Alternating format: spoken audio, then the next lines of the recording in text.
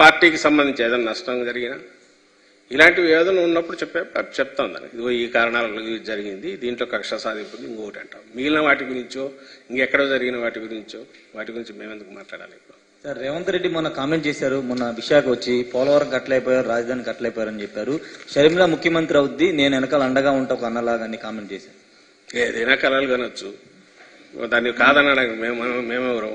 అంతా చేస్తే ఎంత నెలలో ఉండాల్సింది, అది ఎందుకు ఈసారి ఇంకో నెల మాకు కలిసి వచ్చింది, ఇంకో నెల రోజులు ఎక్కువ టైం దొరికింది.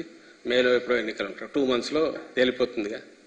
ఏదో తినబోతు రుచి అడగడం ఎందుకని అంతకంటే ఎక్కువ రోజులు వెయిట్ చేయాల్సిన అవసరం లేదు. 2 ఏళ్ళు 3 ఏళ్ళు అయితే అనుకో, 2 months తెలిసిపోతుందిగా ఎవరెవరు ఏమవుతారో, ఎవరెవరు ఈ పగటి కళలో, రాత్రిపూట కళలో, పీడ కళలో, తెల్లవారుజామున కళలో, అలాగే ఏదో క్షుద్ర పూజలు చేయడము, యజ్ఞాలు చేసుకోవడము, ఇవన్నీ జరుగుతాయి. వాటిలో నుంచి వాళ్ళు భ్రమల్లో ఉండే వాళ్ళు ఉండొచ్చు, లేదా జగన్మోహన్ రెడ్డి గారి మీద ఉండే కోపంతో రకరకాల విన్యాసాలు చేసేవాళ్ళు ఉండొచ్చు. అన్నిటికీ ఒకటే ఫైనల్ వచ్చి మన May 13th polling, June 4th results అన్నారు కదా, ఆ రోజు క్లోజ్ అయిపోతుంది. మళ్ళీ 5 ఏళ్ల పాటు తీర్పు వస్తుంది. ఆ తీర్పు ఎట్లా పోతుంది అనేది ఈరోజే క్లియర్గా కనిపిస్తుంది. అని ఎందుకు అనుకుంటున్నామంటే నేను ఇంతకుముందు చెప్పిన రీజన్స్ వల్ల అనుకుంటున్నాం. ప్రజల నుంచి కూడా బలంగా కనపడుతుంది ఎక్కడికక్కడ. అందువల్ల we are confident, not over confident.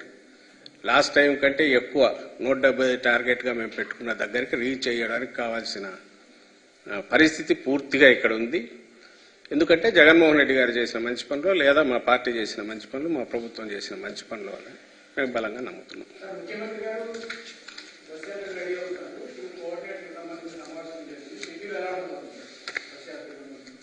Tentatively 27th అనుకుంటున్నాము. ఇప్పుడు మళ్ళీ అదనంగా టైం ఉంది కాబట్టి ఇప్పుడు మామూలుగా అయితే ఫస్ట్ ఫేజ్ అయితే ఉండేది కాదు.